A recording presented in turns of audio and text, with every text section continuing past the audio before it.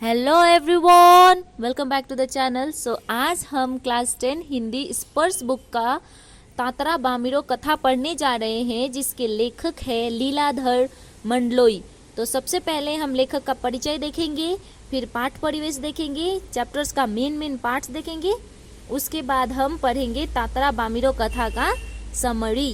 Okay, तो लीलाधर मंडलोई का जन्म 1954 में छिंदवाड़ा जिले के एक छोटे से गांव गुडी में हुआ था।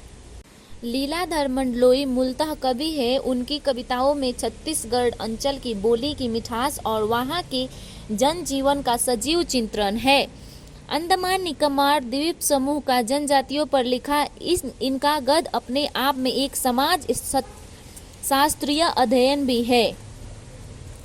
लीलाधर मंडलोई के प्रमुख कृतियां हैं घर घर घूमा, रात बिरात, मगर एक आवाज, देखा अनदेखा और काला पानी। तो आइए अब हम पाठ परिवेश देखते हैं और तातरा बामिरो कथा का मेन पार्ट्स। तो प्रस्तुत पाठ तातरा बामिरो कथा इसी द्वीप समूह के एक छोटे से द्वीप पर केंद्रित है। अंडमान निकोबार की कहानी। ओके, उक्त द्वीप में विशेष जड़ी जमा चुका है। उस विशेष विद्वेष को जड़ मूल से उखाड़ने के लिए एक युगल को आत्म बलिदान देना पड़ा था।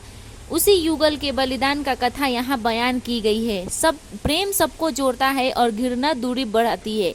इससे भला कौन इनकार कर सकता है। इसीलिए जो समाज के लिए अपने प्रेम का अपने जीवन तक का बलिदान करता है, समाज उसे न केवल याद करता है बल्कि उसके बलिदान को व्यर्थ नहीं जाने देता। यही वजह है कि तत्कालीन समाज के सामने यह एक मिसाल कायम करने वाला इस युगल को आज भी उस द्वीप के निवासी गर्व और श्रद्धा के साथ याद करते हैं। तो आइए अब हम इस तातरा बामिरो कथा का समरी देखते हैं।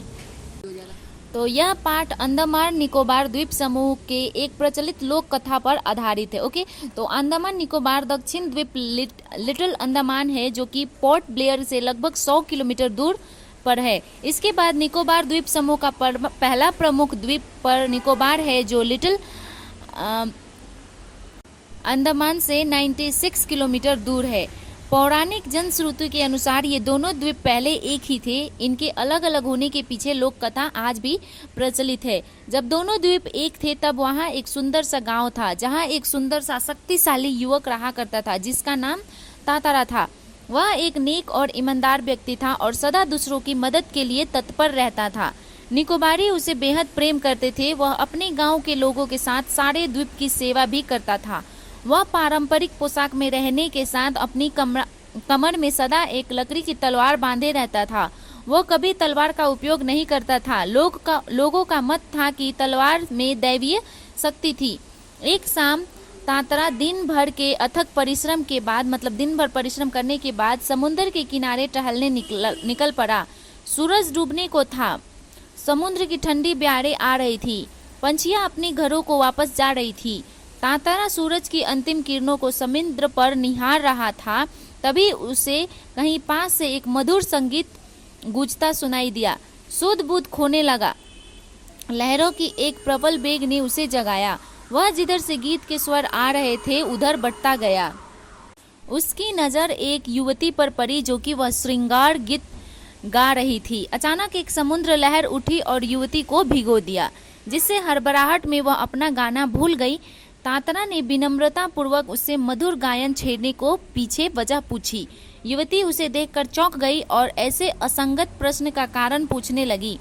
तातरा उसे बार बार गाने को बोल रहा था। अंत में तातरा को अपनी भूल का एहसास हुआ और उसने क्षमा मांगकर उसका नाम पूछा।